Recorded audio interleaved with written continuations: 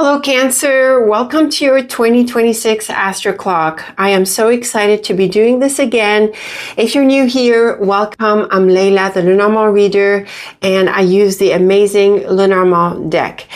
Today we are doing our special once-a-year annual Astroclock, and this is our annual forecast that forms a basis for our upcoming monthly forecast. So thank you, Cancer, for being with me all throughout, and I hope you will continue to be.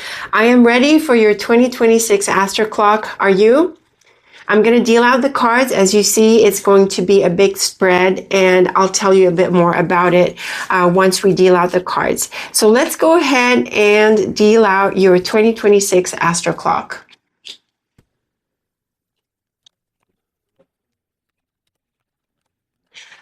Okay, Cancer, here is your Astroclock. As you can see, it's a big spread. It's got all 36 cards of the deck, and they are laid out in 12 groups of 3 cards. So we have 12 groups for 3 months. You might have noticed that I start dealing the cards at midnight here, but I read starting 1 o'clock, which is January, and we go around the clock clockwise all the way up to December 2026. And I'm just lining up the cards a little bit more. It's a bit messy. I'm trying to get it as symmetric and tidy as possible since we have the whole spread. It's looking good. We can go ahead and get into your Astroclock.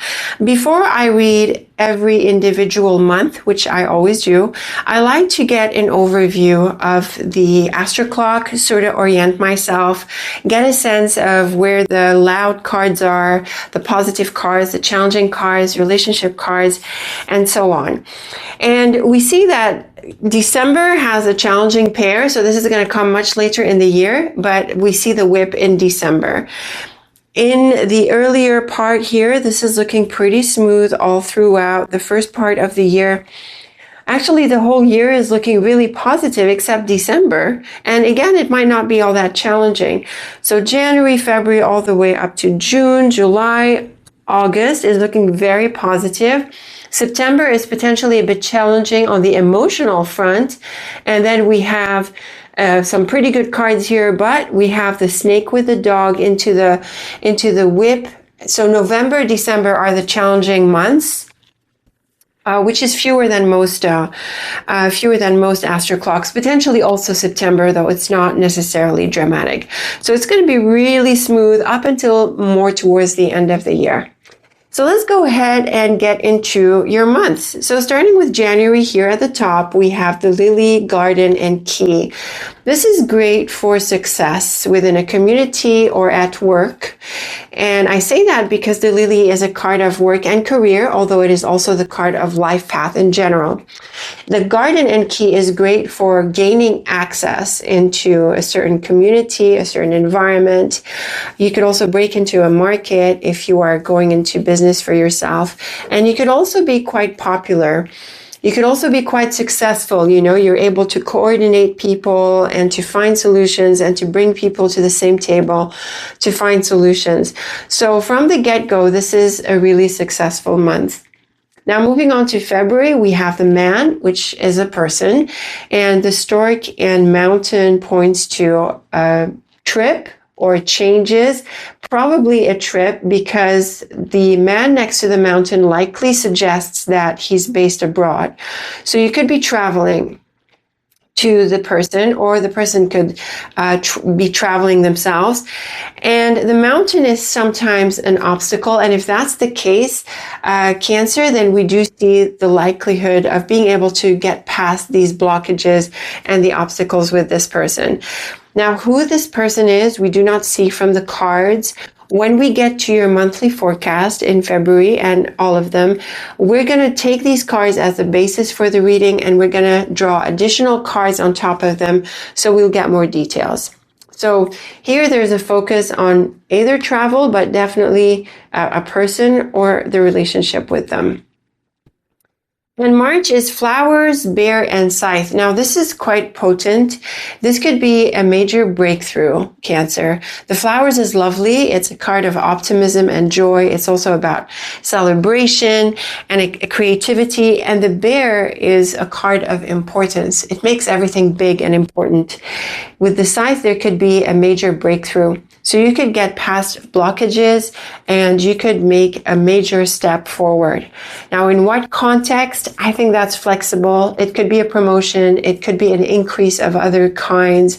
And it could be just you and your courage and wanting to take steps towards your projects, your creativity. So this is quite a powerful moment here in March. Now, in April, we have the star with the letter and mouse. And the mouse is a little bit challenging. It can bring up some issues or question marks around this piece of news here that we see with the letter.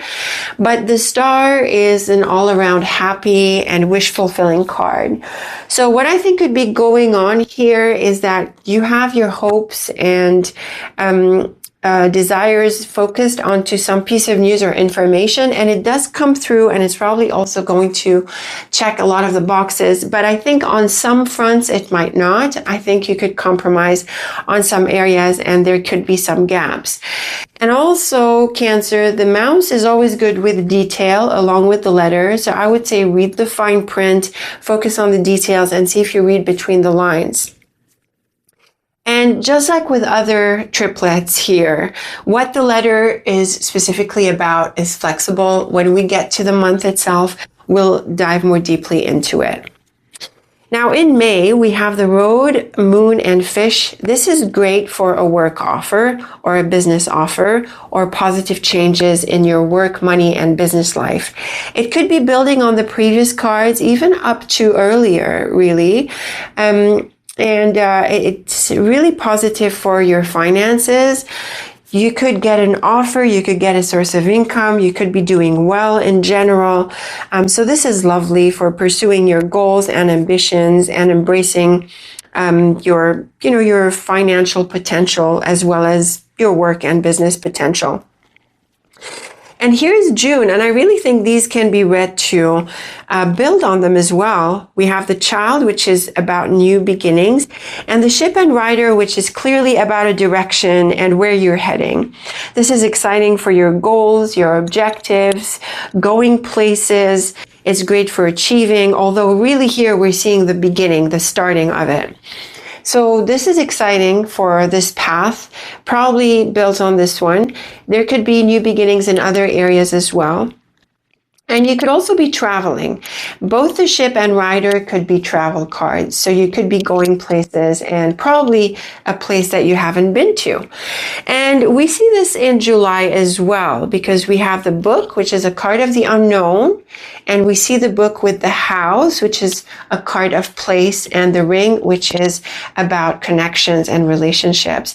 So you could be moving into new connections, new involvements. You could become part of new places. It could be a new job. It could be something else, but it's looking really promising. So I think we've got a clear theme here for your year that is being weaved through these cards. And something else that could be coming through in July is that we could be looking at a learning environment, because the Book is often about knowledge, learning, reading, writing, research, all of that. And when we see it with the House, it could be a classroom or some kind of space or situation where you connect with in order to learn. So it's lovely here. And it's also looking committed. So it sounds like you're invested in this. Now in August, we have another set of bright cards. Like we said, just from the beginning all the way, most of the year is sailing smoothly. In August, we have the Fox, Tree, and Sun. The Sun is one of the brightest cards of the deck, and the Tree is also beautiful and solid. It's great for well-being and a sense of being established. The Fox is a card of jobs. I certainly think it is in this combination. And so it looks like you are settled in this job and you're feeling at ease and you're being productive. Now, the Fox is sometimes a card of deception. When it comes to people especially, the Fox can represent someone who's a little bit selfish, a little bit self-interested, And so you could have such a character somewhere in your life. Now, again, the tree and sun being so calm and peaceful and happy, I really don't think that such people get to you in any way. I think it's more like you know how to handle them and you're at ease. And on the flip side, it could also be advice to you, Cancer, to keep to yourself, to maintain your interest, to be constructive about taking care of yourself.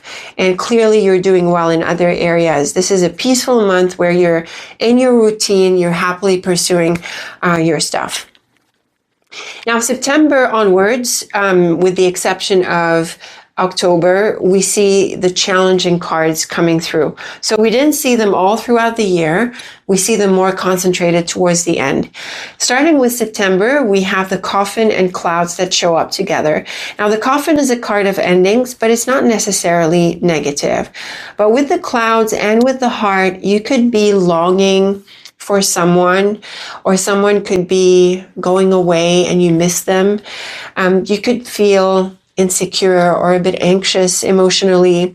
It could be tied to someone because of the Heart, but not necessarily. It could just be focused on you and how you feel. And I have to say, the idea of feelings and your inner life and your thoughts, your inner world, they're quite emphasized with the Heart and Coffin, mainly because we've got the Heart and Clouds. The Clouds is the card of the mind. The Heart is a card of feelings. And with the Coffin, there's that distance and that being alone, that being maybe single. And so there seems to be a bit of anxiety about this. So it can be something emotional, but it could be your life in general. So when we get to September, we'll dig more deeply into these. And then October, these are bright. We have the Clover, Anchor, and Woman. And this brings up a relationship, just like we saw with the Man. The Clover and Anchor are lovely. The anchor is quite solid, so it creates a sense of support. This is someone you can rely on. And because of the Clover, which is a card of luck, it sounds like you can count on them just when you need them. They're sort of there.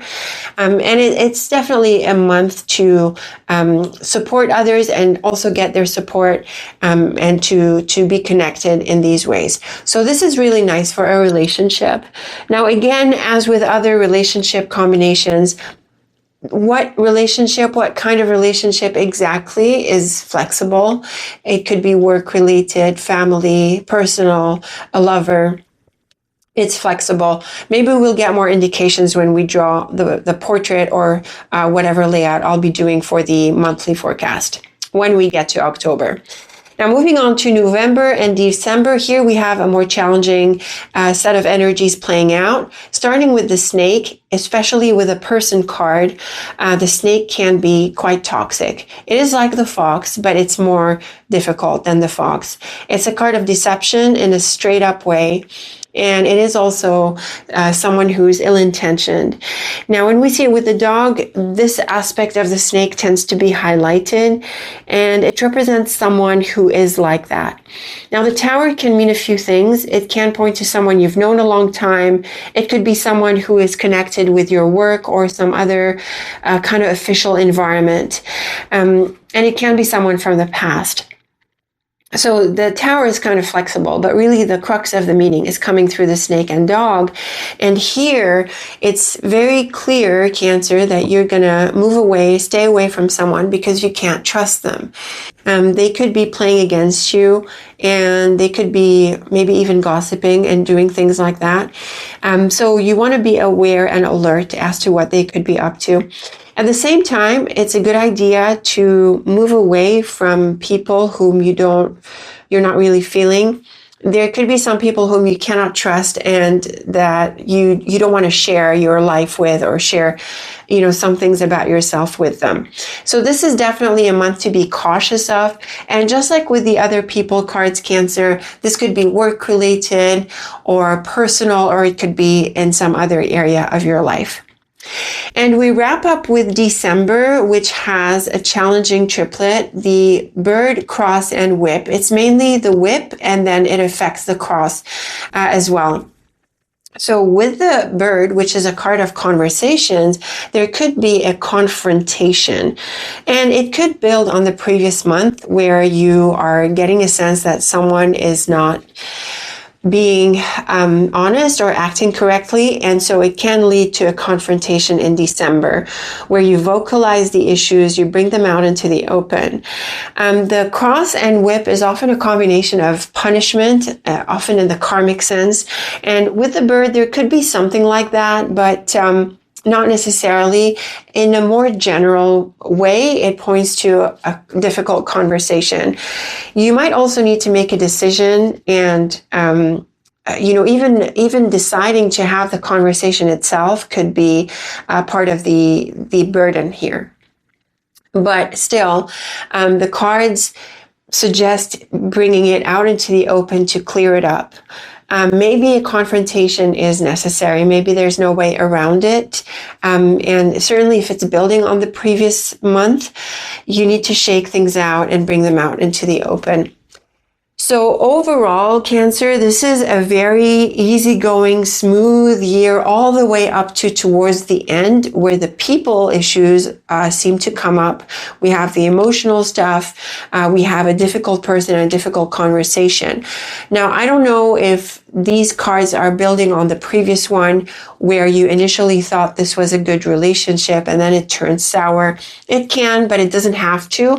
They could all be independent events happening across the months, and they can be. So when we get to them, we will read more about them, and also it could be unique to your situation, Cancer, how things play out for you. But otherwise, they're a very smooth year all throughout until up until the end. There are some exciting cards here where there's some good stuff materializing for you, likely on the work front, and it can feel really solid for you with regards to work, money, and business this year.